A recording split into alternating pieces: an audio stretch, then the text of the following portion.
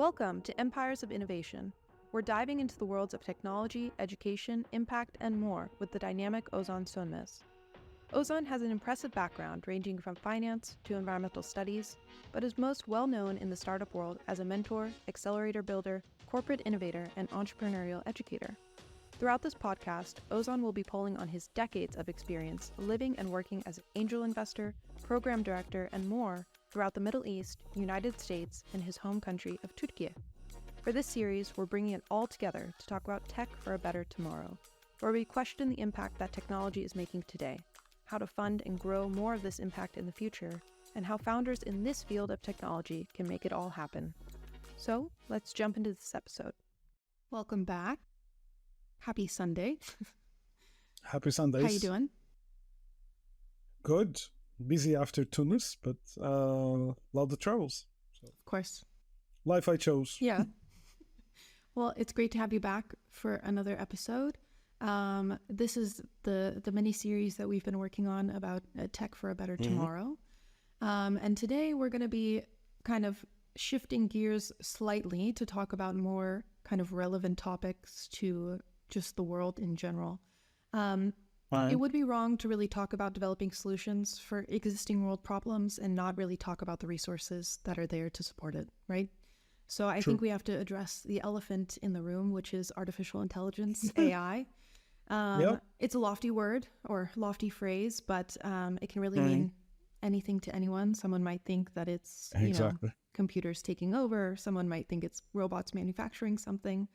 But we're going to talk about it in the context of this mini-series, Tech for a Better Tomorrow. So I think we should just dive right in. I think first and foremost, the most important question is, what's your experience with AI up until this point? So almost these days last year, me and my team, we decided to use Friday afternoon for 1 hour. We booked in our own calendars to search what is happening in AI. We paid for ChatGPT and other tools. We said, okay, we're going to get the free trials and see what's happening. Every one of us was trying it in our own ways. Some of us have tried it on Notion. We tried it on Canva. We tried it on Midjourney. We tried it on ChatGPT. And probably in about a month, and I kept reading about it. I mean, everything's around technology anyways. Science fiction technology. So I'd already been super involved with trying to understand like metaverse and everything else around it, including crypto. And then after a month, my reaction became, okay, this is curious and useful, to something more like, we are totally fucked. Like we're dead. We have to, that panic sets in because it became smarter and smarter with every conversation we had. We tried to feed it with characters, like this is me, this is how I act, these are the videos that I have spoken.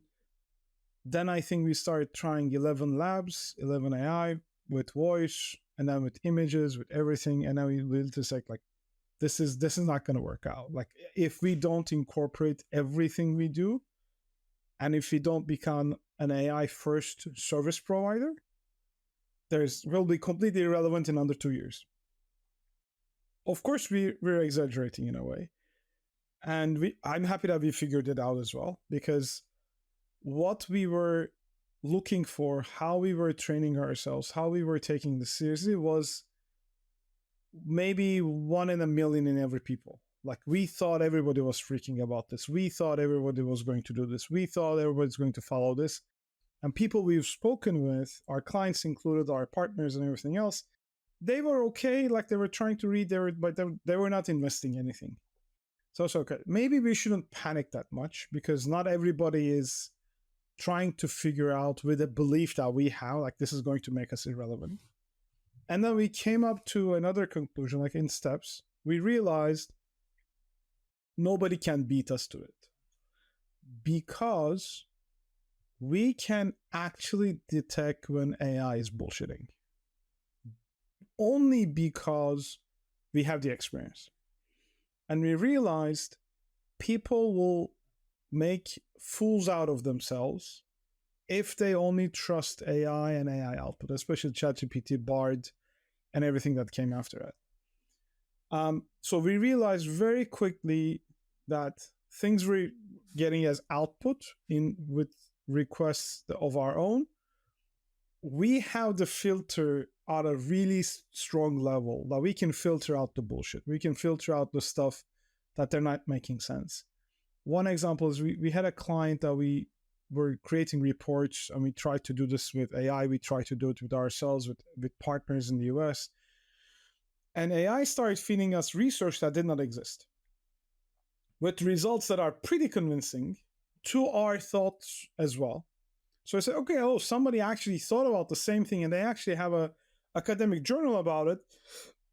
If we took it and we were like, I haven't heard about this, I should have heard about this, because we're in that field. Like, we're actually looking for everything possible on multiple sources and books and everything else.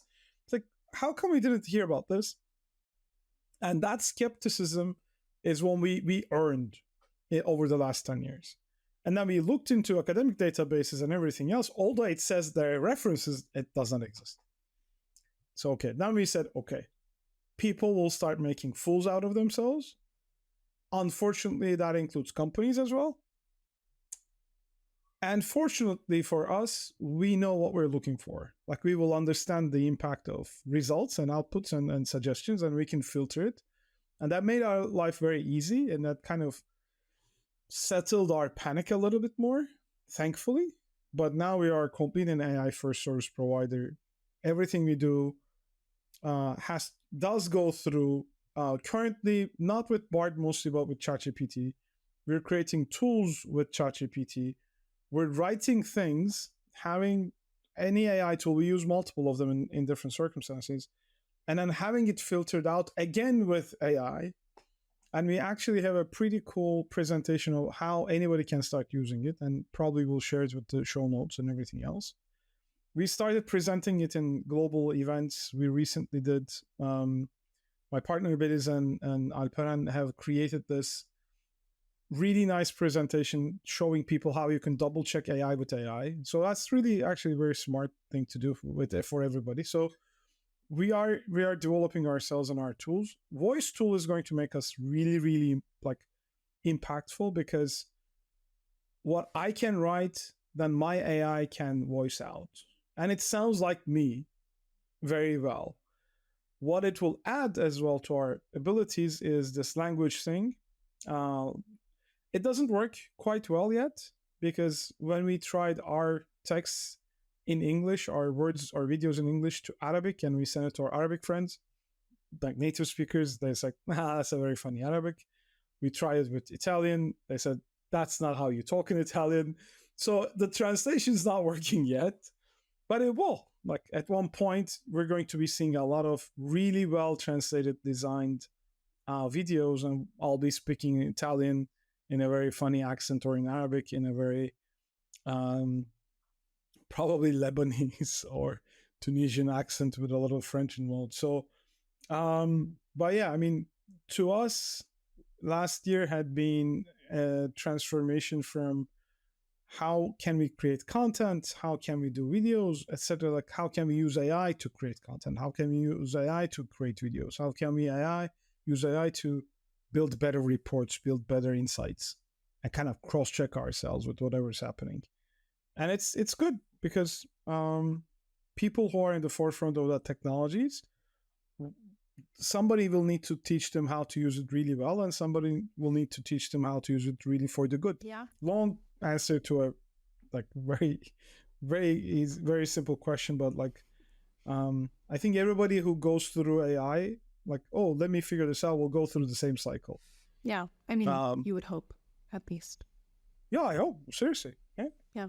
No, I mean, I think it's important, right, to get the context about, I mean, also, throughout this podcast, we've been hearing about your expertise, your experience, your background, but with something so kind of fresh to the average person, it's good to know how other people investigated and learned to use it and stuff like that.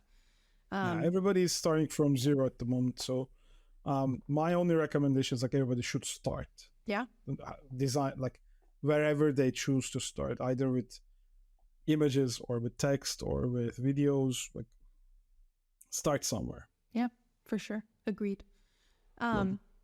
So how do you really, like with your experience so far using AI over the past year or so, how do you see AI shaping these next generations of startups who have a social impact mission or have a desire to kind of fix a problem in their community or in the global society? So I think I can divide it into two main categories. One, when you look into the SDGs, well, almost 9 of them are related with things, and 5, 6 of them are related with humans. The domains where it's related with things, like with nature, with water, with food, with land, with air, with ecosystems, things that are impacted by humans, but they have a different thing. You don't need to negotiate with them. I mean, that's probably how I can look into it.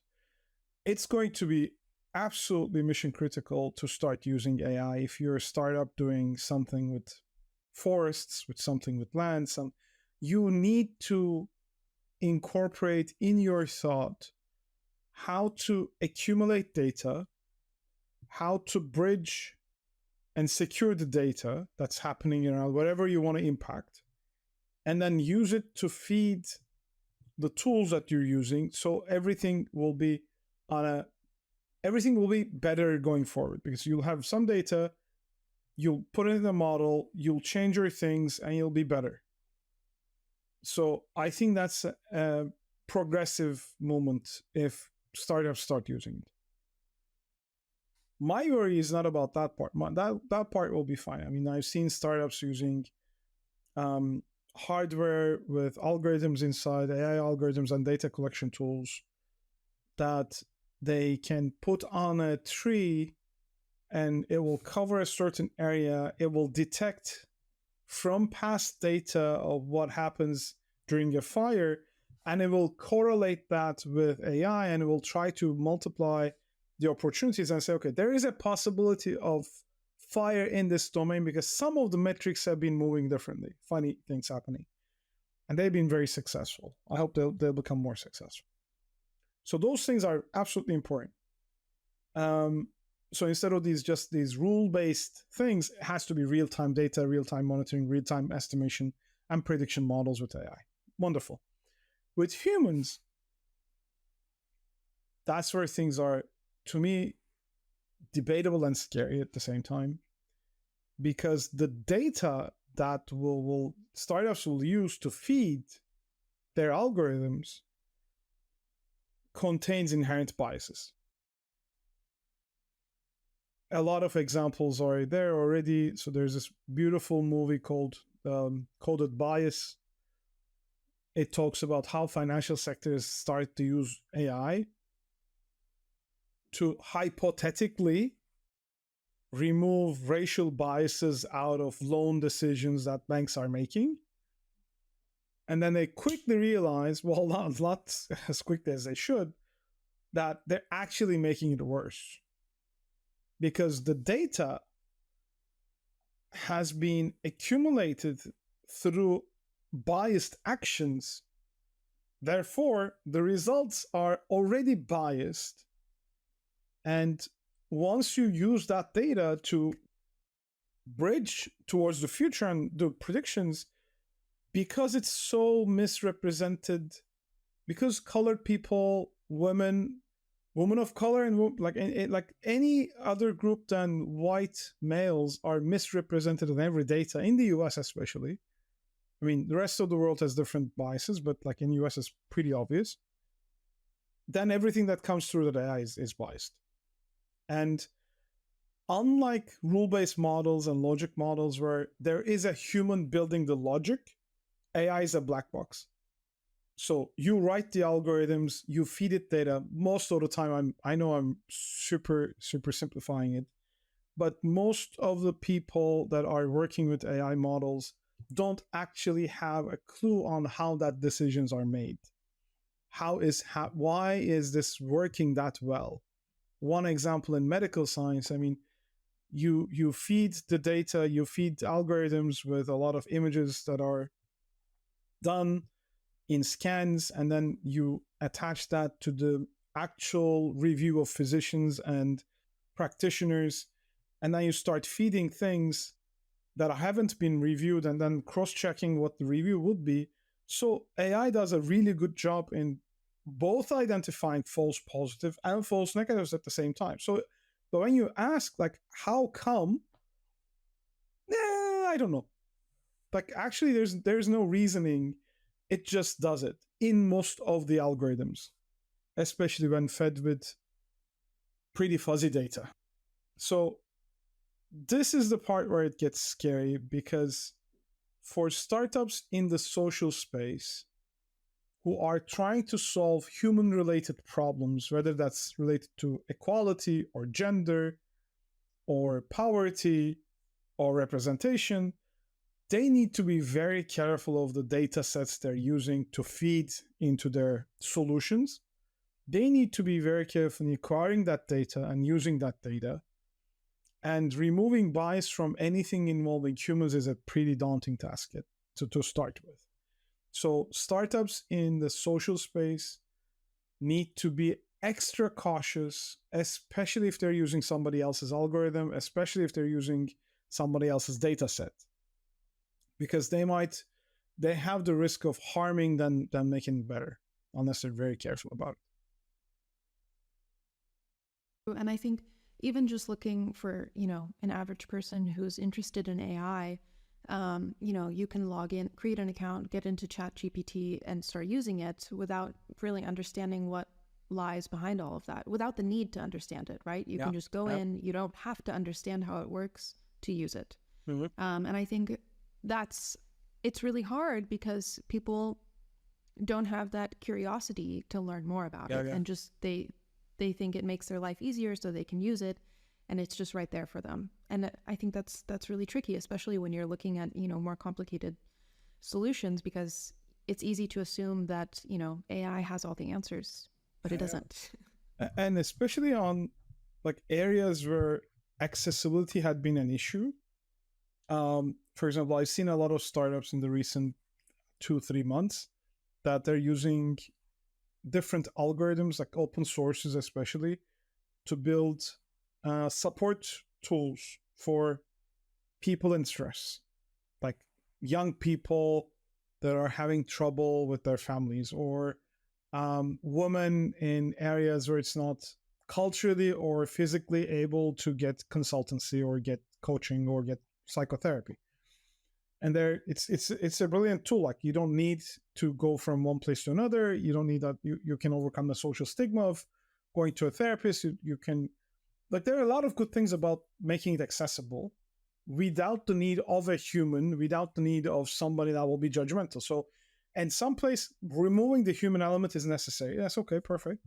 But like, if that algorithm is not culturally tailored or age-wise tailored, the advice it might give, you might not have actual control over what the advice will go. And again, you're feeding it with data, even if you have all the right questions to all the right answers to the questions that young people might have that are proven to help young people or the woman or whoever's in need. If it's not culturally tailored or age-wise tailored, gender-wise tailored, the advice will be creating more harm than good. Same thing with anything that's using open source to reflect back on human relations. So I think that's where it gets a little bit tricky, and that's where social startups, especially social startups, like startups with a social cause, should be more careful than other startups. Agreed. Before this session, I was doing some research, and obviously one of the big giants in the tech world is Google, Alphabet, whatever. Yeah. And they've created a really interesting group called AI for Social Good. Yeah. And it's a group of researchers, engineers, volunteers, and other people across Google who have a shared, focus on positive social impact. Sure. And in their approach for this group, I think it's really interesting about kind of the caveats that they bring up. So I'm just going to read it out to you because then it kind of segues into our next question. So they say, what if people could predict natural disasters before they happen, track disease as it spreads to eliminate it sooner, or dramatically improve the lives of people with disabilities? AI can help, but it's not a silver bullet. Tackling these questions requires rooting innovation in research, responsibility, and a concerted, collaborative effort across all sectors of society. Yep. And I think that's really accurate, especially 100%. what you've just said as well. And I appreciate the fact that, such a big giant in the world is saying something about that, or at least commenting it's not the end all be all.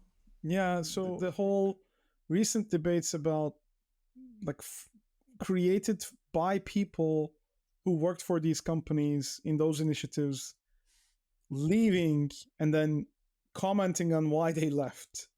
Those are the moments where you're like, oh my goodness, like that's difficult. Again, we don't need to go so far back. I think it's like literally, I moved to the US 6 days before the elections in 2016. And then we know what happened during that elections after the whole thing. Some people said it's all Facebook's fault that Trump got elected. Some people said, oh, Cambridge Analytica has been doing that. They are in no fault. Some researchers said their impact has been exaggerated or not. But anybody who watches The Great Hack or Social Dilemma will realize human decisions are very easily impacted through carefully curated narratives. And if those narratives are built to influence buying decisions, it's one thing, not the best at all for anything, but that's one side of the capitalist world that forces people to consume things. That's okay, fine. Not fine, but again, we know what it is. But on the other hand, like when they're selling policy, selling votes, influencing things, so it kind of becomes much like selling a car or selling diapers, it becomes selling votes of certain groups. We feed those algorithms with so much data, and the algorithms, the AI in those algorithms doesn't care who gets elected. And that's also one very common theme of all those dystopian movies where the machine decides it's better to remove the humans from the system, and it kind of locks us in fully controlled zones of humans against humanoids. And it kind of delivers the purpose, like humanity will survive. If we lock them in cages and if we stop them from killing each other, humanity will survive. So is that the only goal, or is there something more important at stake here? So as I said, I got a lot of my thoughts and my futuristic reflections through science fiction. I'm a big buff for that. And I'm matching that science fiction literature with utopian and dystopian literature to figure out what will happen to humans, what is human, what will happen to humans. And I keep on writing on different things. And AI has already been in most of them because it's a very easy character to fill in. You can make a super villain one, super good one, naive one, and then take it anywhere. It's interesting to see what will actually happen. Yeah. So with all of these uncertainties and obviously issues like the gender bias, what have you, that exists with AI, it not being perfect, should anyone who's interested in building something or a startup that's already in existence, should they be really investing their time in building AI into their solution, or should it be a resource or a stepping stone to their solution? How do you kind of feel about that? So it's a good question. We were having this debate with a few investors. Currently, investors are an interesting bunch to talk to, because their hope, their dream is to get something out in 5, 7, 10 years. So they can't only look at today and say, this is good. They have to look into the future. Will this be good in the future, regardless of the situation here? So they need to follow trends. They need to follow where this is headed. So there are two different classes of thought. One is because it's so new now, like resembling it to the first days of the social media, you can actually build a strong business on others platforms today. Much like a lot of companies were built on Facebook, like one large example that was part of my life as well. So Farmville, my mother used to play it along. Maybe she still doesn't play, I don't know. Like they got destroyed when Facebook changed what they were looking for. Same with many brand accounts on Instagram. So there used to be something called organic. You could actually have a conversation with your followers. You can lead them, you can follow them, you can have meaningful interactions until the algorithms change. So you won't be able to get there unless you pay. So these things shifted over time from, oh, it's free, do whatever you like, build your audience. And then all of a sudden, oh, now you have an audience. Now you need to even pay to get to that audience. Things will happen that way. The difference might be like OpenAI and others have already started to charge for those services. So it's not going to be a big surprise if they charge more. So it didn't start free. Sometimes, most of it is free, but you really need to pay to get to the cool stuff. So startups can today use these open platforms and their data sets, most importantly, and their language models, especially on tech stuff. And then they can have impact really quickly. They can accelerate how they get to market really quickly. They can accelerate how they can present themselves to the right audience and create more impact really quickly. However, that's a short-term plan. Every startup, impact or tech, needs to have a data acquisition strategy if they're going to put AI into their core business model. Whether that is curation with customers, like dialogues with customers. This is very common now in most tools that we have already in our phones, like these chatbots. They were very generic and they were not actually meaningful up until a point where you ask a few things and then it just goes to, oh, should I connect you with a customer service agent? Okay, yes, because you don't know shit about this. And then now the customer service agents will become priority, or customer service agents will be customized AI agents, and they'll mean a lot. They will solve a lot of the problems rather than this rule-based chatbot. So this is the evolution. We're going to be having a lot of them. And that is only possible in the long run when you have your own data set, when you train the algorithms with your own flows and all infrastructure. That will be meaningful for a lot of people. But in the short term, yes, maybe it's going to not pay off to invest in like creating data sets and probability algorithms. But then going forward, they will need to incorporate a different strategy for acquiring what's theirs, unique to them, unique to their customer set, whether it's B2B or whether it's not customers but beneficiaries. Like if you're building a business model where you sell something or you get donations or you get grants or you get impact from corporates, and then you have beneficiaries that you impact on a different level, then you need to think about both of these clientele to have a meaningful conversation with them. And to scale, it will be really, there will not be a startup that doesn't use AI when they're at scale. You can't scale without AI going forward. It will be extremely expensive to do it with the existing tools without AI. So that's a big challenge. For sure. I think, we're really starting to see also a lot of discussions on like a more international or national level as well about kind of these threats of AI and owning, your own information and stuff like that, privacy, etc. Do you have an opinion about, as you're someone who's benefiting from AI and also so many of the innovative solutions that already utilize it, what role should public policy, if any, have in regulating kind of AI and how it's used? Also when we're looking at, solving problems for the future, what kind of role does that play? So I think it's not a coincidence that a lot of these both in European Union and in US and other places, most nations have started to have a stable, concrete policy on data protection and privacy. GDPR leading the structures most of the time is fundamentally related to regulating AI. Will be more so. Because if we didn't have any privacy laws or data protection laws, then we couldn't be able to even imagine how to control or regulate AI.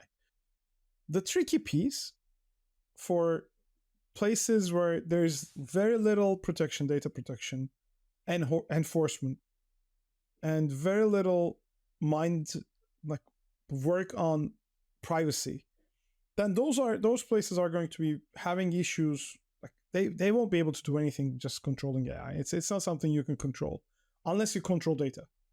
So this is very, very, very important. I think one recent case where New York Times sued OpenAI for using its resources to feed it to the algorithm so it becomes smarter. So again, copyright protection, data rights, individual data privacy is at the core of regulations. And it's already been regulated. So it's not like, oh, wait a second, how are we going to regulate AI? No. I mean, it started already because it had to start because people were using all kinds of data accumulation without any circumstances, without any limitation. Everything was used. So now I think it's becoming more important to enforce these, much like New York Times is trying to do and many others are trying to do. Similar debates were happening through metaverse tools, like NFT tools. You would be really surprised to go to OpenSea and see a lot of art turned into NFT that's based on Damien art or that's based on open source art sent out by independent creators. So somebody would create it out, send it out, and then somebody else with NFT knowledge and crypto knowledge and currency knowledge would turn it into an NFT asset and put it on OpenSea. Like, who owns this? Like, not the guy who has the NFT. And all of a sudden, this becomes a very complicated issue, but it all starts with data price. So who owns the data? Who owns what? Anything other than that is going to be extremely difficult to regulate meaningfully because regulators come 10 to 20 years behind what technology is coming to. And you, like, if you want to have a good laugh or like a very cynical laugh, like a drama, you watch the Congress testimonials and questions that are asked to Mark Zuckerberg or Jeff Bezos or Larry Page in Congress hearings on their thoughts about stuff. So the regulator's job is not to understand technology, and they don't and they won't. So any regulation will probably be overdone and irrelevant and unenforceable when it's created in a short amount of time. Not even the technology enthusiasts agree on what the AI will create. Nobody in the ethics side really can put their finger on what should be the ethical use of AI. A lot of debate is going on and it will keep on going on. That's how new technology is being adopted. So when you look into regulation, I think the only thing that could have happened, and I'm glad it happened, is like data protection, everything around it. It will be enforced now because now people will start saying, okay, now that copyright will extend to feeding into algorithms, and it's easy to do it because there's infrastructure and they've been working on it for years and years and years. GDPR and data privacy law didn't come into effect in a short amount of time. But anything other than that, I think it's completely impossible to take it out from our sphere of influence. Major players might be maybe regulated, but again, most of this is like complete black boxes. Not even the people who kind of initiate this and send it out to the world understand why they do it that way. One funny story was like as far as I've read, it's impossible to detect the gender of an individual if you only have their eye. Like if you only have the retina, with nothing there, it's just they only have it. Nobody can understand if it's a man or a woman. AI can understand that. they tested it, and it's like freakingly accurate. Like anything above 50% accuracy has already been more successful. So like you can go random 50-50 is okay. AI is very accurate. They don't know why. They don't know what it uses to understand from the looks, from the picture of the eye, if it's the gender. There's nothing. And people are surprised. Like they don't know. They don't understand. Most of the stuff, when you ask people doing AI research and AI applications, like, I don't know. Some are saving themselves by saying, I don't know. I don't think that's honest. Most of them are 100% honest. But most people doing research, most of people doing these models actually don't know. They know what they fed in. They can understand why a little, but they don't understand the results. So that's where it gets tricky. And another movie for people interested is definitely AlphaGo. And there's a part that I keep remembering in the movie where the player, number one player, Go player in the world said, the move the machine made was out of this world, was godlike. The ability to make that move transcends human perception, human analysis, human cognition. And it was, and his words are like amazing. He's Korean. It's like it's art, what the move was. And you feel that in his eyes and go like, holy crap, that's going. And nobody who's doing the AlphaGo team does not understand. Like, it's a move that is not in the decision trees of anything, and it just makes it. I go like, okay. And then the whole conversation becomes, is AI sentient? Is artificial just a term? Is it like intelligent without the artificial part in it? Which is again where we go to utopia, dystopia, and science fiction. I can talk about that forever, so let me stop there. It's very telling. I mean, I'm glad I read so much science fiction, especially when I was younger, like to have grown up with all of this stuff happening. Yep. You know, reading Octavia Butler, Aldous Huxley, any of this stuff. And you're like, oh, it's real. It's happening. 20 years later. Yeah. Oh. Yeah. I know the feeling. It's crazy. I know the feeling. And I'm sure, you know, you're in a really interesting position just with the work that you do. You know, you see so much of this happening on a day-to-day basis. And I mean, anybody could too if they're interested in this stuff, and hopefully they are if they're tuning in right now. I think, you know, something you kind of touched on it a little bit about investors and investing in this sort of technology or trends or what's happening. So with you being an angel investor and kind of also advising startups on like how to seek funding, how to go about the situation, for those that are, you know, interested in including AI, what would be some unique challenges that relate to funding AI initiatives, especially those that are focused on social impact or have that kind of bigger issue in mind? There are so many memes in the internet and in Instagram and Twitter on these.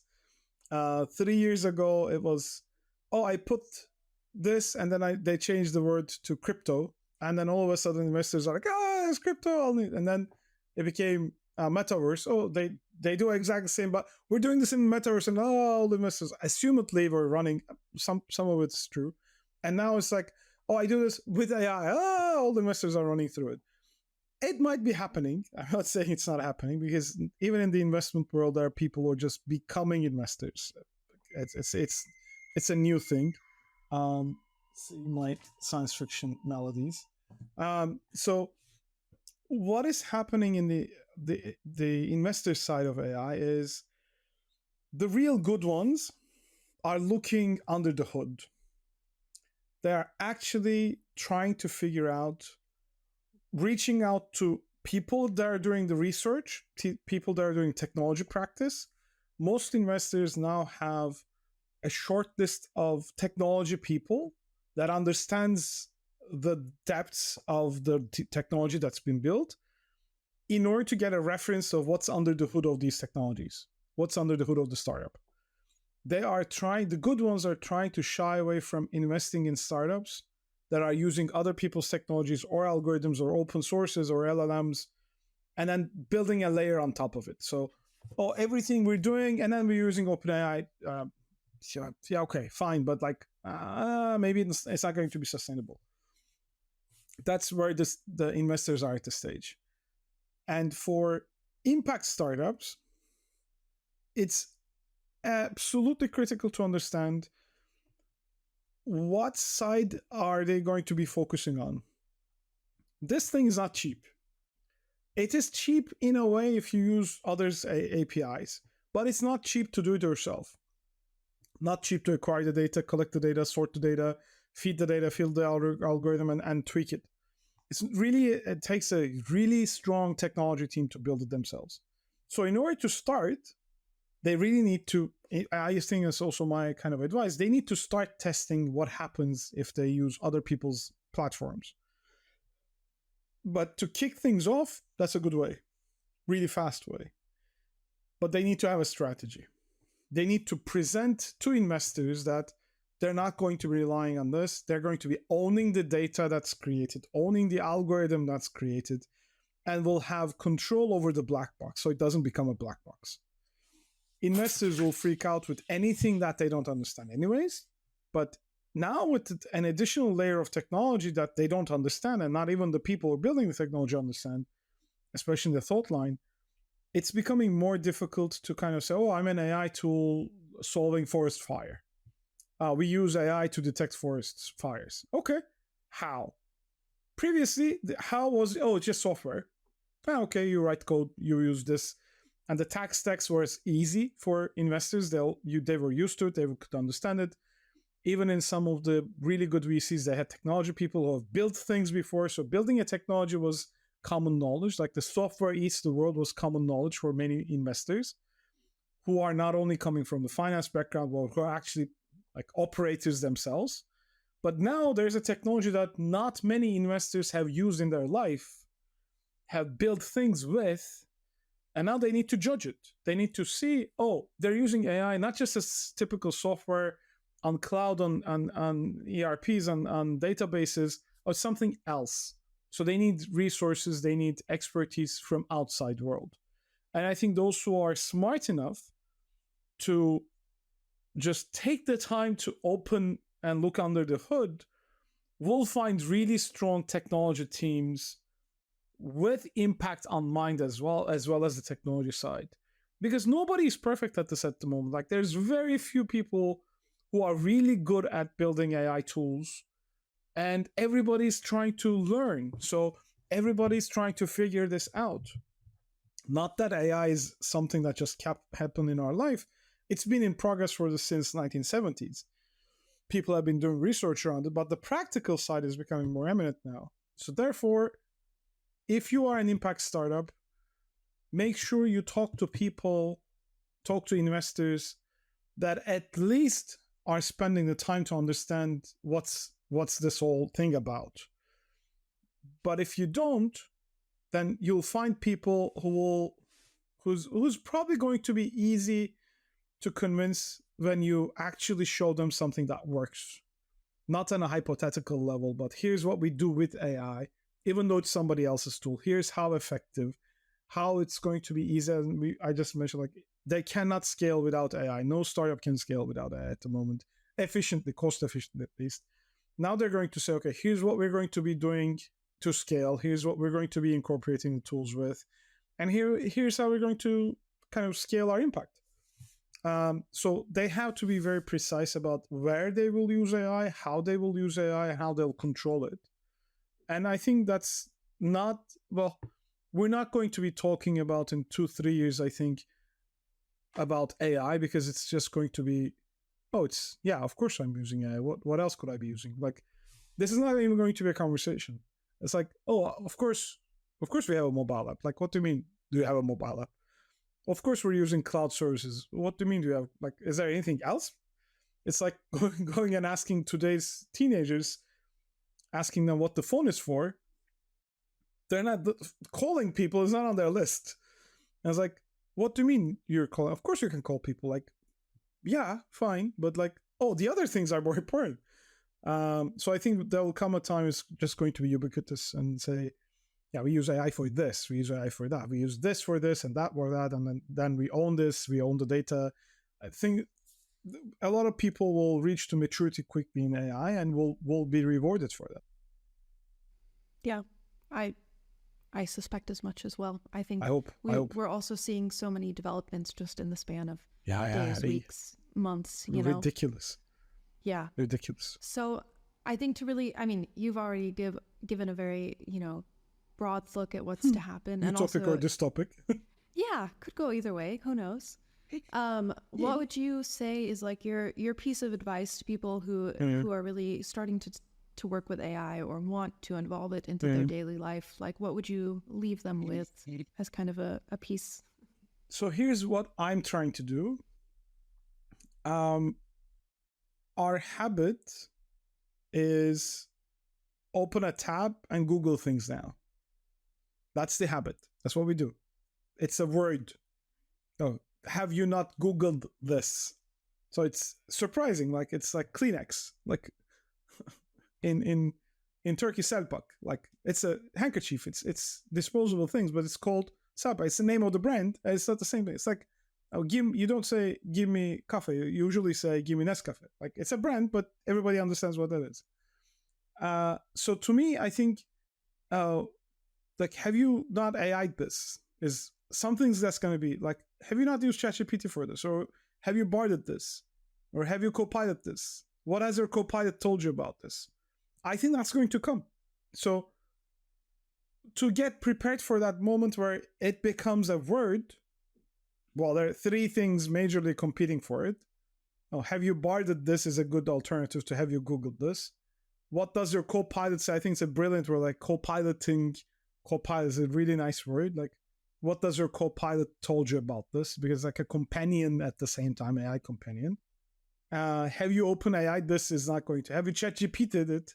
It's like difficult on the tongue, but it will work. Or one of them or all of them will work. So my recommendation to all startups is go to these tools first in your daily life. Go ask. Yes, it does not give you a precise answer if you're not looking for a precise thing, but like try it. I will give you extra 2 minutes to go back to Google if you're not satisfied and just Google the crap out of it. But again, like that's how you start. Then my recommendation to everyone, whether they are in finance or in impact or in technology, doesn't matter. Use it for art.